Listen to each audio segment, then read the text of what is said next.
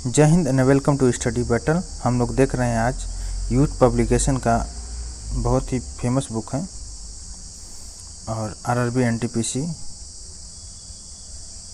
और एसएससी के लिए। एक्चुअली इसमें एनटीपीसी का और आरआरबी रेलवे का सारा जितना भी फिजिक्स का क्वेश्चन है सारा इसमें कवर किया गया है। हम इसी को चैप्टर वाइज एनालिसिस कर रहे हैं, लेकिन इम्पोर्टेंट सबके लिए एसएससी के लिए भी बहुत इंपॉर्टेंट है और आरआरबी रेलवे के लिए इम्पोर्टेंट तो है ही। जहाँ पे फिजिक्स की ज़रूरत है वहाँ पे हर एग्ज़ाम के लिए उस एग्ज़ाम के लिए यह बुक बहुत ही इम्पोर्टेंट है। तो देखते हैं क्वेश्चन को। पहला क्वेश्चन है 0 डिग्री सेंटीग्रेड कितने डिग्री फ़ारेनहाइट के बराबर है। तो 0 डिग्री सेंटीग्रेड कितने डिग्री फ़ारेनहाइट के बराबर है, तो इसको चेंज कर सकते हैं। फार्मूला होता है C/5 = F - 32/9। आप इसमें फार्मूला रखोगे 0/5 = F - 32/9। मल्टीप्लाई करोगे तो 0 हो जाएगा, इससे मल्टीप्लाई करोगे तो 5F = 32 × 5। 32 × 5 मतलब कुल मिला के आ जाएगा, क्या आ जाएगा 32 आ जाएगा। तो कितना आ जाएगा फ़ारेनहाइट 32 डिग्री फ़ारेनहाइट आ जाएगा। 0 डिग्री से कन्वर्ट करोगे तो 32 डिग्री फ़ारेनहाइट आ जाएगा। 12 डिग्री से जल की भौतिक अवस्था क्या होती है। 12 डिग्री से जल की भौतिक अवस्था द्रव होता है।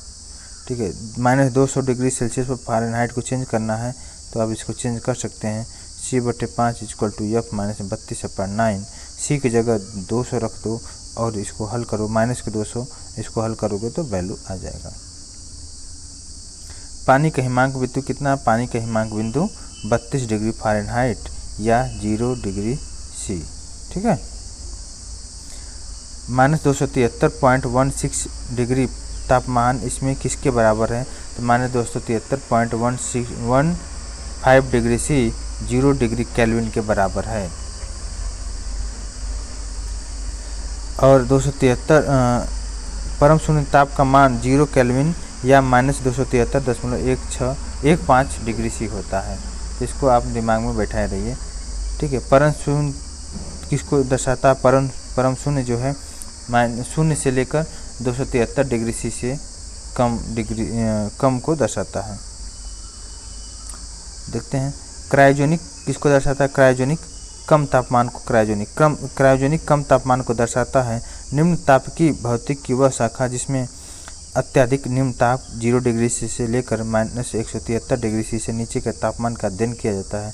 GSLV रॉकेट में प्रयुक्त होने वाला ईंधन बहुत कम तापमान पर भरा जाता है, जिसे क्या बोलते हैं, क्रायोजेनिक रॉकेट इंजन बोलते हैं। लगभग किस तापमान पर पानी का घनत्व सबसे अधिकतम होता है। तो 4 डिग्री C पर पानी का घनत्व सबसे अधिकतम होता है। इसको थोड़ा सा इसका एक्सप्लेनेशन देख लेते हैं। लगभग 4 डिग्री C तापमान अथवा 273 डिग्री केल्विन तापमान पर पानी का घनत्व क्या होता है, अधिकतम होता है तथा आयतन न्यूनतम होता है। जल 0 डिग्री सेंटीग्रेड पर बर्फ में परिवर्तित हो जाता है। शुद्ध जल का कथांक कितना होता है 100 डिग्री C तथा हिमांक कितना होता है 0 डिग्री C होता है। आप फार्मूला में रखिए। देखिए अगर हमें तो पता है C/5 = F - 32/9। अगर आप डिग्री C को फ़ारेनहाइट में चेंज कर रहे हैं या फ़ारेनहाइट को डिग्री C में चेंज कर रहे हैं तो ये फार्मूला लगेगा। अगर हमारा डिग्री C में दिया हुआ है उसको केल्विन में चेंज करेंगे तो 273 को क्या कर देंगे, 273 को ऐड कर देंगे तो हमारा फ़ारेनहाइट केल्विन में चेंज हो जाएगा। तो यहाँ पे दिया हुआ है कितना है, दिया हुआ 4 डिग्री C। तो 4 + 273 करोगे कितना हो जाएगा 277 डिग्री केल्विन आ जाएगा अगर डिग्री C को केल्विन में चेंज करोगे तो। किस तापमान पर पानी का घनत्व अधिकतम होता है। 4 डिग्री C हम लोग अभी देखे हैं, सेम क्वेश्चन है। केल्विन पैमाने का मानक कक्षीय तापमान कितना होता है। तो कक्षीय तापमान 273 केल्विन होता है। लगभग जो माना जाता है कक्षीय तापमान 27 डिग्री C माना जाता है। तो ऐसे लेते हैं 20 से लेकर 25 डिग्री C तापमान को कक्षीय तापमान कहते हैं। 372 डिग्री C को केल्विन पैमाने में परिवर्तित करिए तो आप इसको कर सकते हैं 372 degree C 372 degree C plus के 273 ऐड कर दोगे तो केल्विन में आ जाएगा। तो कितना आएगा 645.15 डिग्री केल्विन आ जाएगा। सेंटीग्रेड जो तापमान के माप को यूनिट जिसमें किस पर नामित है, तो इसका ऑप्शन एनडीएस सेल्सियस। ठीक है, तो अब इसको देख लीजिएगा। इसके अलावा नेक्स्ट क्वेश्चन भी है, यही है, सेल्सियस को फारेनहाइट में चेंज करना है, इसको चेंज कर लेना, सेम क्वेश्चन है। अब सारा सेम क्वेश्चन ये भी है, देखिए डिग्री सी को केल्विन में चेंज करना है, डिग्री सी को केल्विन में, तो 273 क्या कर दोगे, 273 ऐड कर दोगे तो डिग्री सी को केल्विन में चेंज कर लो। ठीक है, नेक्स्ट क्वेश्चन देखो, इंपॉर्टेंट लग रहा है। सेल्सियस से केल्विन तापमान पैमाने पर तापमान को बदलने के लिए आपको निम्नलिखित में से क्या करना होगा, तो इसको दिए गए तापमान में क्या 273 को जोड़ देना पड़ेगा।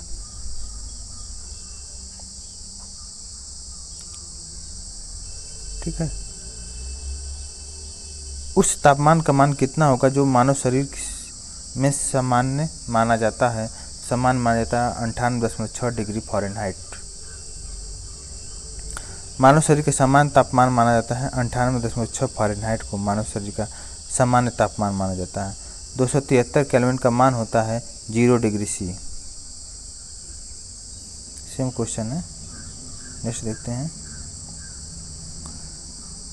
आरआरबी जेईई का क्वेश्चन है, केल्विन पैमाने पर लिए गए ताप को सेल्सियस पैमाने पर बदलने के लिए आपको दिए गए ताप में क्या करना होगा, तो 273 को घटाना होगा। देखते हैं अब ऊष्मा चालन एवं विकिरण न्यू चैप्टर है, इसको देखते हैं। धन वस्तु में ऊष्मा चालन की दर किस पर निर्भर करता है, तो घर्षण पर ऊष्मा चालन की दर निर्भर करता है। और घन वस्तु में ऊष्मा चालन का दर घर्षण पर निर्भर नहीं करता है, बल्कि ऊष्मा एक प्रकार की ऊर्जा है जो दो वस्तुओं के बीच उसके तापांतर के कारण एक वस्तु से दूसरे वस्तु में स्थानांतरित होती है। और ऊष्मा प्रवाह वस्तु के ताप, वस्तु में ऊष्मा की मात्रा तथा वस्तु के पदार्थ की प्रकृति पर निर्भर करता है, जो घन वस्तु में सामग्री का घनत्व, आयाम और इलेक्ट्रॉनिक विन्यास पर निर्भर करता है। ठीक है, नेक्स्ट है हमारा 0 डिग्री सी तरल पानी के कणों में उसी तापमान पर बर्फ के कणों की तुलना में अधिक ऊर्जा क्यों होता है, क्योंकि बर्फ से तरल पानी में रूपांतरण की प्रक्रिया के दौरान बर्फ के कण ऊष्मा ऊर्जा का अवशोषित करता है। ठीक है, नेक्स्ट है ताप का अंतरण मुख्य रूप से चालन, संवहन और विकिरण से बॉयलर भट्टियों में होता है। देखिए इसको देखते हैं डिटेल्स में। ताप का अंतरण मुख्य रूप से चालन, संवहन और विकिरण से बॉयलर भट्टियों में होता है। चालन के द्वारा ऊष्मा का अंतरण ठोस में होता है और द्रवों तथा गैसों में ऊष्मा का अंतरण संवहन द्वारा होता है, और विकिरण द्वारा ऊष्मा के अंतरण में किसी माध्यम की आवश्यकता नहीं होती है। सूर्य से पृथ्वी तक ऊष्मा का जो अंतरण होता है विकिरण द्वारा होता है। ठीक है, इंग्लिश में इसको क्या बोलते हैं, कंडक्शन, कन्वेक्शन और रेडिएशन। जो कंडक्शन होता है किसी ठोस से ठोस में ऊर्जा का स्थानांतरण होता है। जो द्रव की बात करते हैं, द्रव से लिक्विड में स्थानांतरण होता है कन्वेंशन का। और रेडिएशन जहाँ पे हमारा गैस में हमारा रेडिएशन होता है। विकिरण द्वारा ऊष्मा का स्थानांतरण मुख्य रूप से उपरोक्त सभी पर निर्भर करता है, तापमान पर, प्रकृति पर और उसके पृष्ठ के विस्तार एवं प्रकार पर। अब देखते हैं थर्मल एक्सपेंशन न्यूज़ चैप्टर, इसको देखते हैं। कथन और कारण है। लोहे की पटरियों के बीच एक छोटा सा अंतराल छोड़ दिया जाता है, लोहा गर्मी में फैलता है, तो दोनों विकल्प सही है। ठीक है, अब देखते हैं कन्वेक्शन हमारा संवहन है जो होता है। नेक्स्ट है संवहनी संबंधी तंत्र डैश में तंत्र तरल पदार्थों के एक स्थान से दूसरे स्थान में संचरित करता है, तो कौन सा तंत्र, संवहनी संबंधी। ठीक है, इसको डिटेल्स में देख लेते हैं। संवहन ऊष्मा के हस्तांतरण या संचरण की एक विधि है। किसी तरल पदार्थ जैसे हो गया गैस, द्रव या प्लाज्मा में अणुओं के समग्र हस्तांतरण तथा हस्तांतरण द्वारा ऊष्मा का लेन देन होता है। ठोसों में संवहन ऊष्मा नहीं होती है, ठोसों में संवहन ऊष्मा संभव नहीं है। ठोसों में क्या होता है, कंडक्शन होता है। ठोसों में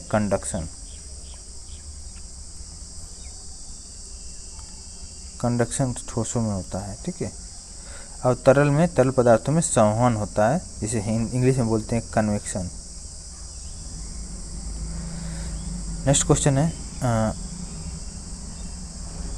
गैप दिया हुआ पदार्थ की वास्तविक गति द्वारा उष्मा स्थानांतरण की प्रणाली है, पदार्थ की वास्तविक गति के द्वारा, तो संवहन जिसे बोलते हैं कन्वेक्शन।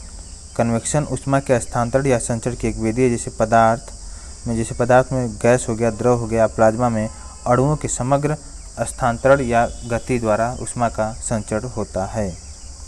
नेक्स्ट में देखते हैं, जो आरआरबी जेईई में आया हुआ क्वेश्चन है, द्रवों और गैसों में ताप का अंतरण मुख्यतः कारण है संवहन। तो देखते हैं इसका डिटेल्स में। द्रव या गैसों को गर्म करने से पहले नीचे का द्रव या गैस ठंडा रहता है, जिसमें गर्म करना शुरू करते हैं जैसे ही, तो उसकी संवहन धारा बहने लगती है, जिससे ठंडा वाला, नीचे वाला जो ठंडा है गर्म होकर ऊपर की ओर, और ऊपर का जो ठंडा है नीचे की ओर आ जाता है। ये हमारा मोशन चलता रहता है, जिसकी वजह से पानी या द्रव गर्म होता है। अब देखते हैं conductor, non conductor and insulator, सुचालक, कुचालक और ऊष्मारोधी, इसके विषय में देखते हैं। सुचालक मतलब जिसमें ऊष्मा का सुचालक होता है, ऊष्मा का चलन होता है। कुचालक मतलब जिसमें ऊष्मा का चलन नहीं होता है, जैसे हो गया हमारा लकड़ी हो गया, कंडक्टर में हो गया लोहा हो गया, आयरन हो गया, इस तरह का चीज़ें कंडक्टर में आ गया। नेक्स्ट में देखते हैं, ऊनी कपड़े शरीर को जाड़े में गर्म रखते हैं, क्योंकि ऊन उष्मा का क्या है, कुचालक है। ऊनी कपड़े शरीर को जाड़े में क्या रखते, गर्म रखते हैं। पहला है, ऊन उष्मा का कुचालक होता है, अतः शरीर को गर्मी बाहर जाने से रोकता है। ऊनी कपड़ों के छिद्रों में हवा भर जाती है, जो कि उष्मा का कुचालक होता है, जिस कारण शरीर से उष्मा की हानि नहीं होती है। निम्नलिखित में से कौन सा विकल्प उष्णता का कुचालक है, जिसे बैड कंडक्टर बोलते हैं?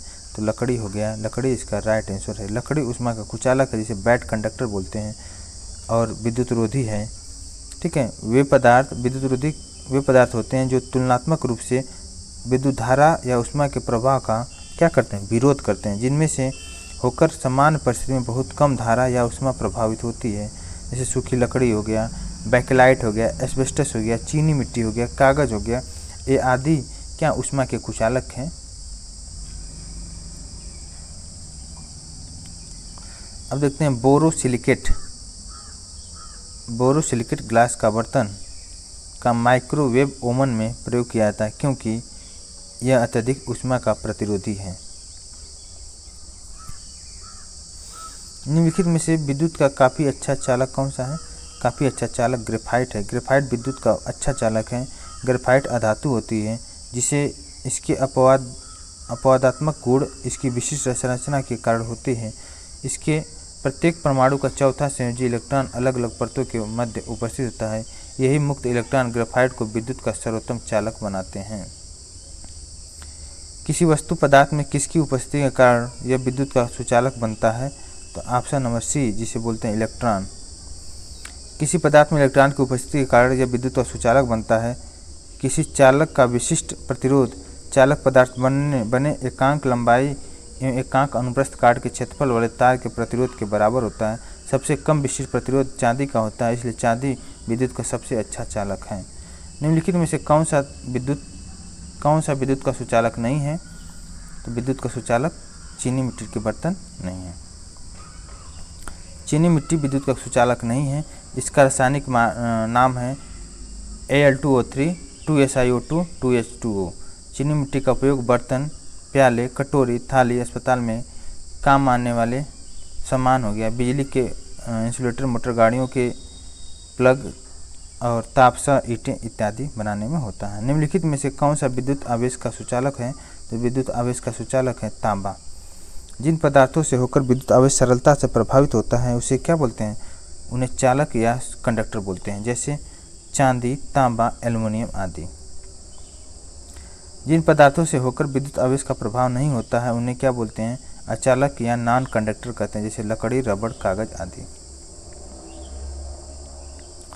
नेक्स्ट देखते हैं, नेक्स्ट है निम्नलिखित में से समानता का पता लगाएं। जो जैसे चांदी है, तांबा, सोना और एल्युमिनियम, तो इसमें से ये सभी क्या ऊष्मा के अच्छे सुचालक हैं। देखते हैं नेक्स्ट में, किसी ठोस धातु का ऊष्मा चालकता सामान्यतः तापमान बढ़ने के साथ क्या होता है, घटेगा। किसी ठोस का ऊष्मा चालकता के पर ऊष्मा चालकता को के से डिनोट करते हैं और तापमान को टी से, तो के प्रोपोर्शनल होता है, रेशियो प्रोपोर्शनल होता है 1/T के। अगर तापमान बढ़ा रहे हैं तो ऊष्मा चालकता क्या होगा, घटेगा। ठीक है, अधातु या अर्धचालक का तापमान बढ़ाने पर इनकी ऊष्मा चालकता बढ़ती है। अधातु के लिए के प्रोपोर्शनल टी होता है। अधातु के शुद्ध रूप से उसकी चालकता अधिकतम होती है, लेकिन उसके अलावा की चालकता सबसे इससे कम होती है। ऊष्मा चालकता की यूनिट होती है वाट पर मीटर केल्विन। ठीक है, के प्रोपोर्शनल 1/T, के प्रोपोर्शनल 1/m रूट m में। m एक आणविक द्रव्यमान को डिनोट करता है। निम्नलिखित में से कौन सा समूह में शामिल सर्वाधिक ऊष्मारोधी है, तो option number B, plastic, ebonite, कागज, कपास, बेकेलाइट, शुष्क हवा और रबड़। दो वस्तुओं के बीच ऊष्मा के प्रभाव में अवरोध को ऊष्मा अवरोध थर्मल इंसुलेशन कहते हैं। विकल्पों में प्लास्टिक, एबोनाइट, कागज, कपास, बेकेलाइट, शुष्क हवा, रबड़ सर्वाधिक ऊष्मारोधी हैं। तुलनात्मक रूप से ऊष्मा के कुचालक होते हैं पीबी और एचजी। पीबी और एचजी, लेड और पारा तुलनात्मक रूप से ऊष्मा का कुचालक होते हैं।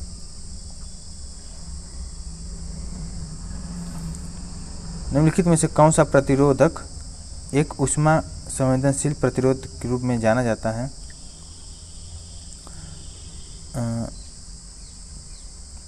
थर्मिस्टर एक प्रकार का प्रतिरोधक है जिसका प्रतिरोध उसके ताप के परिवर्तन होने के साथ साथ बहुत अधिक परिवर्तित होता है। अन्य प्रकार के प्रतिरोध का मान ताप में परिवर्तित होने पर बहुत कम परिवर्तित होता है, जबकि थर्मिस्टर का ताप बदलने पर उसका प्रतिरोध बहुत अधिक होता है। थर्मिस्टर का प्रयोग धारा रोकने, ताप सूचक, self resetting, over current protector तथा स्वयं नियंत्रण हीटिंग एलिमेंट में बहुतायत से होता है। अब देखते किरचॉफ स्टीफन का नियम और न्यूटन का शीतलन नियम। किरचॉफ स्टीफन्स लॉ और न्यूटन्स लॉ ऑफ कूलिंग। इसको देखते हैं। सौर कुकर के अंदर का रंग क्या होता है, सौर कुकर के अंदर का रंग काला होता है। सौर कुकर या ओवन ऐसे उपकरण होते हैं जो खाना बनाने, जल को गर्म करने के लिए प्रत्यक्ष रूप से सूर्य की ऊर्जा का उपयोग करते हैं। यह कुकर एक धातु का डिब्बा होता है और इसके अंदर का रंग काला होता है, जो ऊष्मा का अच्छा अवशोषण होता है। ठीक है। एक गर्म पिंड न्यूटन के ठंडक के नियम का अनुकरण करता है। पिंड का प्रारूपिक तापमान समय आरेख है, तो इसका डी है, इसका डी आरेख है। देखिए, एक गर्म पिंड न्यूटन के ठंडक नियम का पालन करता है, जो पिंड का प्रारूपिक तापमान के समय आरेख ऑप्शन नंबर डी को दिखाता है। न्यूटन के शीतलन नियम पर आधारित निर्वाहक शीतलन नंबर क्या है, Q proportional H A S delta T. H क्या हो गया, एच हमारा सवनी कन्वेंशन ऊष्मा गुणांक हो गया। क्यू हो गया हमारा गर्म वस्तुओं से ठंडे वस्तुओं की तरफ बहने वाली ऊष्मा। ए हो गया वह क्षेत्रफल जहाँ से ऊष्मा प्रभाव होती है। और डेल्टा टी हमारा हो गया टेम्परेचर डिफरेंस। ठीक है। अब देखते हैं अवस्था परिवर्तन या गुप्त ऊष्मा। ठीक है, अवस्था परिवर्तन या गुप्त ऊष्मा, इसको देखते हैं। अब देखते हैं न्यू चैप्टर में, जिसका नेम है अवस्था परिवर्तन तथा गुप्त ऊष्मा। इसका पहला क्वेश्चन है, वह तापमान क्या कहलाता है जब एक ठोस वस्तु वायुमंडलीय दबाव पर पिघलकर द्रव बन जाती है, तो उसे गलनांक बोलते हैं। इसका सारांश देख लेते हैं। किसी ठोस पदार्थ का वह गलनांक वह तापमान होता है जिस पर अपनी ठोस अवस्था से पिघलकर द्रव अवस्था में पहुंच जाता है। गलनांक पर ठोस तथा द्रव साम्यावस्था में होते हैं। जिस तापमान पर किसी पदार्थ की अवस्था द्रव से ठोस में परिवर्तित हो जाती है उसे कहते हैं तापांक का हिमांक बिंदु, फ्रीजिंग पॉइंट कहा जाता है। नेक्स्ट है, जिस तापमान पर तरल अपनी तरल अवस्था से ठोस अवस्था में परिवर्तित हो जाती है तो उसे बोलते हैं हिमांक बिंदु। निश्चित ताप पर द्रव का ठोस में बदलना हिमकरण कहलाता है तथा निश्चित ताप का द्रव का हिमांक कहलाता है। प्रायः गलनांक एवं हिमांक बराबर होते हैं। जो पदार्थ ठोस से द्रव में बदलने पर सिकुड़ते हैं और उनका गलनांक दाब बढ़ाने पर घटता है, तथा जो पदार्थ ठोस से द्रव में बदलने पर फैलते हैं उनका गलनांक दाब बढ़ाने पर बढ़ता है। ठीक है, नेक्स्ट देखते हैं 257 डिग्री सी पर जल की भौतिक स्थिति क्या है। 257 डिग्री सी पर जल की भौतिक स्थिति गैसीय है। जल ठोस, द्रव, गैस तीनों अवस्था में पाया जाता है। अगर 257 डिग्री सी पर जल की भौतिक स्थिति को देखें तो गैसीय होगी, क्योंकि जल का हिमांक बिंदु 0 डिग्री सी होता है, जबकि क्वथनांक बिंदु 100 डिग्री सी होता है, लगभग 99.99974 डिग्री सी होता है। पानी का क्वथनांक बिंदु 212 डिग्री फ़ारेनहाइट होता है। ठीक है, किसी पदार्थ का क्वथनांक जो होता है, पानी का क्वथनांक 212 डिग्री फ़ारेनहाइट होता है। किसी द्रव का क्वथनांक वह ताप है जिस पर द्रव के भीतर वाष्प दाब द्रव की सतह पर आरोपित वायुमंडलीय दाब के बराबर होता है। पानी का क्वथनांक वायु दाब के परिवर्तित होता है तथा वायु दाब के बढ़ने पर द्रव के क्वथनांक हेतु उच्च ताप की आवश्यकता होती है। अब देखते हैं हिमीकरण। तापमान पर पानी के पाइप फट जाते हैं, ऐसा किसके कारण होता है? तो ऐसा होता है एक्सपेंशन के कारण। जो फ्रीजिंग तापमान पर जाड़ों की रात में पानी के पाइप फट जाते हैं, क्योंकि पानी के जमने पर आयतन में एक्सपेंशन होता है, प्रसार होता है, जिसके कारण बर्फ का आयतन बढ़ जाता है और पाइप फट जाती है। अधिकतर द्रवों को गर्म करने पर उनका आयतन बढ़ता है तथा घनत्व घटता है, परंतु पानी का व्यवहार 0 डिग्री से 4 डिग्री सी तक उल्टा होता है। यदि किसी पात्र में 0 डिग्री सी पानी को गर्म किया जाता है तो 0 से लेकर 4 डिग्री सी तक इसका आयतन घटता है और घनत्व बढ़ता है, लेकिन 4 डिग्री सी पर पानी का आयतन न्यूनतम और घनत्व अधिकतम होता है। इसको आप पॉइंट आउट करिएगा। 4 डिग्री सी के आगे गर्म करने पर इसका घनत्व क्या हो जाएगा? घट जाएगा और एक्सपेंशन हो जाएगा। ठीक है, आयतन में। नेक्स्ट है पानी का क्वथनांक बिंदु केल्विन पैमाने में क्या होगा? 373 डिग्री केल्विन होगा, क्योंकि पानी का हिमांक बिंदु होता है 0 डिग्री सी और क्वथनांक बिंदु होता है 100 डिग्री सी। देखिए सेम क्वेश्चन। अब देखते हैं रिलेटिव ह्यूमिडिटी वेपोराइजेशन। जल का वाष्पीकरण होता है तो समस्त तापमानों पर जल का वाष्पीकरण होता है। किसी द्रव यौगिक को द्रव अवस्था से गैस अवस्था में परिवर्तन वाष्पीकरण कहलाता है। यह समस्त ताप पर होता है, जो कि ताप के क्रमानुपाती होता है, अर्थात अधिक ताप पर अधिक, कम ताप पर कम होता है। अब देखते हैं नेक्स्ट है इसका देखते हैं question number C. Question number 59 का एक्सप्लेनेशन देखते हैं। वाष्पीकरण एक सतही परिघटना है।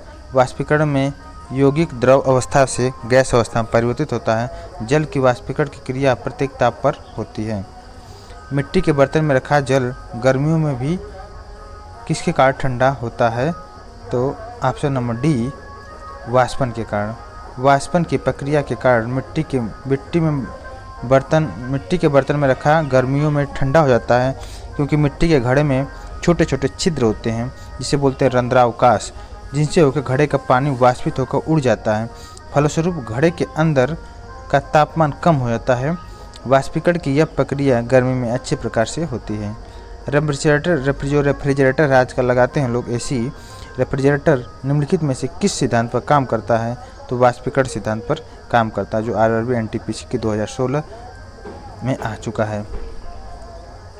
रेफ्रिजरेटर एक घरेलू उपकरण है जो खाद्य पदार्थों आदि को ठंडा बनाए रखने, उनको जल्दी खराब होने से बचाता है। यह वाष्पीकरण के सिद्धांत पर कार्य करता है। इसमें तांबे की एक वाष्पन कुंडली में फ्रियान गैस भरी जाती है, जो वाष्पीकृत होकर ठंड उत्पन्न करता है।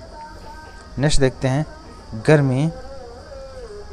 गर्मी अवशोषित करने के लिए तरल के वाष्पीकरण के सिद्धांत का प्रयोग में किया जाता है, तो रेफ्रिजरेटर प्रयोग किया जाता है। ठीक है, गर्मी के मौसम में पंखा चलाने पर राहत अनुभव होता है। क्यों होता है? क्योंकि पंखा के हवा से हमारा पसीना तेजी से वाष्प बनकर उड़ जाता है। निम्नलिखित में से कौन सी सतही घटना है? सतही घटना क्या है? तो ऑप्शन नंबर क्या है? सी है। सतही घटना किसी यौगिक अथवा तत्व की उसकी द्रव में अवस्था से गैस अवस्था में रूपांतरण या वेपोराइजेशन कहलाता है। वाष्पन किसी द्रव के उसके सतह के कणों का गैसीय रूप में बदलने की प्रक्रिया को वाष्पन कहते हैं। क्वथनांक किसे बोलते हैं? वह भौतिक प्रक्रिया जिससे द्रव के उनके क्वथनांक बिंदु पर गर्म हो जाने पर द्रव की सतह से तेजी से वाष्पन होता है। ठीक है, अब इसको देख लीजिएगा। अब आते हैं थर्मोडायनेमिक्स से ऊष्मागतिकी।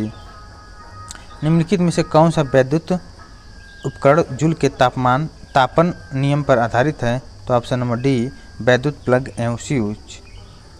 जूल के तापन नियम के अनुसार किसी वैद्युत चालक में विद्युत धारा प्रवाहित करने पर उसमें उत्पन्न ऊष्मा की मात्रा उसमें प्रवाहित विद्युत धारा के वर्ग के समानुपाती होता है। चालक के प्रतिरोध R के समानुपाती तथा चालक में प्रवाहित हो रही धारा के समय के t के समानुपाती होता है, अर्थात H = होता है I²RT। इलेक्ट्रिक केतली। इलेक्ट्रिक आयरन व फ्यूज जूल के तापन नियम पर आधारित उपकरण हैं। गर्मी सीधे में संदर्भित नहीं होती है, तो थर्मल ऊर्जा का मापन सीधे संदर्भित नहीं होती है। स्थिर अवस्था में ऊष्मा प्रवाह का तात्पर्य होता है, तो स्थिर अवस्था में ऊष्मा प्रवाह की दर स्थिर हो तथा ऊष्मा प्रवाह समय पर आधारित न हो।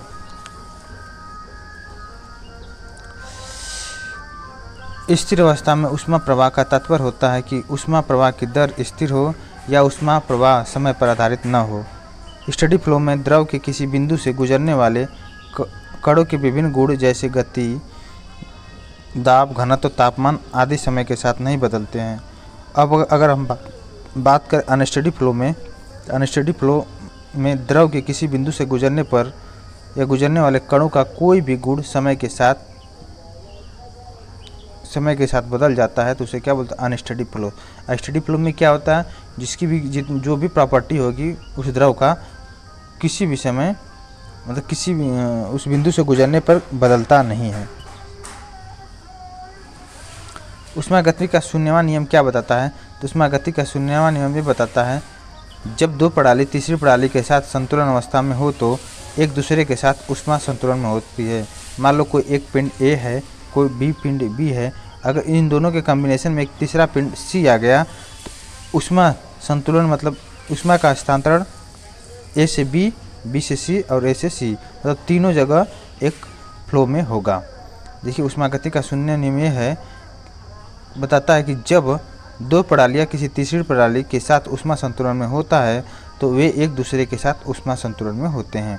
कहने का मतलब वही है कि एक पिंड A है, B है, अगर C पिंड है, C अगर दोनों के साथ संतुलन में है तो A और C के साथ भी संतुलन में होगा, B और C के भी साथ संतुलन अवस्था में होगा। इसे एक बोलते हैं शून्यवान का नियम। इसमें से कौन सा कथन सही है? तो जल का विशिष्ट आयतन जब 0 डिग्री पर ऊष्मा दी जाती है तो पहले घटता है और फिर बढ़ता है।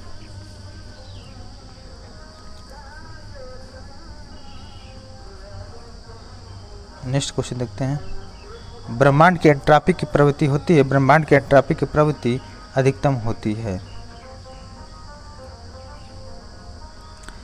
जिसका तापमान लिया जाना है उसे स्पर्श किए बिना जिस उपकरण से उसका तापमान मापा जा सकता है वह है विकिरण अवरक्त पायरोमीटर।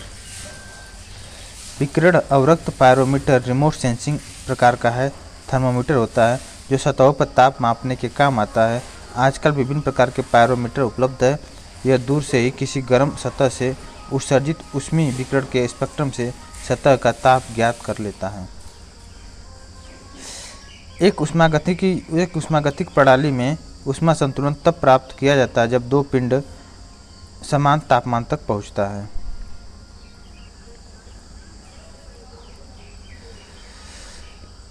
एक ऊष्मागतिकी प्रणाली में वह प्रक्रिया जिसमें आयतन अस्थायी होता है वह प्रक्रिया बोलते हैं सममिति। ऊष्मागतिकी का वह प्रणाली जिसमें आयतन स्थिर होता है उसे क्या बोलते हैं? उस प्रणाली को बोलते हैं समआयतनिक बोलते हैं। V = कांस्टेंट बराबर तथा द्रव्यमान भी निश्चित ली जाए तो यदि सिस्टम का दाब परिवर्तित होता है तो उनके तापमान में भी परिवर्तित होता है, तो P प्रोपोर्शनल T इसे बोलते हैं दाब का नियम बोलते हैं। दाब व आयतन का गुणनफल Pv तथा आंतरिक ऊर्जा के योग को क्या कहते हैं? उसे बोलते हैं एंथैल्पी। U क्या होता है फार्मूला? H एंथैल्पी U + जिसे बोलते हैं इंटरनल एनर्जी प्लस PV।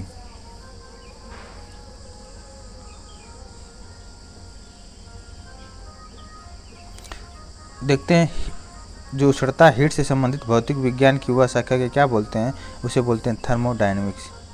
ऊष्मागतिकी के किस नियम के द्वारा ऊर्जा संरक्षण के नियम को जानते हैं, तो उसे बोलते हैं प्रथम नियम को ऊर्जा संरक्षण का नियम बोलते हैं। जिसे बोलते हैं ऊर्जा न तो उत्पन्न की जाती है न ही नष्ट की जाती है, केवल एक फार्म से दूसरे फार्म में परिवर्तित की जाती है। क्लियर हुआ? इसके आगे थोड़ा और एक्सप्लेनेशन देख सकते हैं। देखिए, पहला है ऊर्जा तथा कार्य एक दूसरे के परस्पर परिवर्तनीय होते हैं। ऊष्मा प्रोपोर्शनल होता है कार्य के, और किसी भी ऊष्मागतिकी साइकिल के लिए delta Q equal to delta W होता है, जो वर्क के बराबर होता है। ऊष्मागतिकी प्रोसेस के लिए dQ equal to dE plus dW होता है।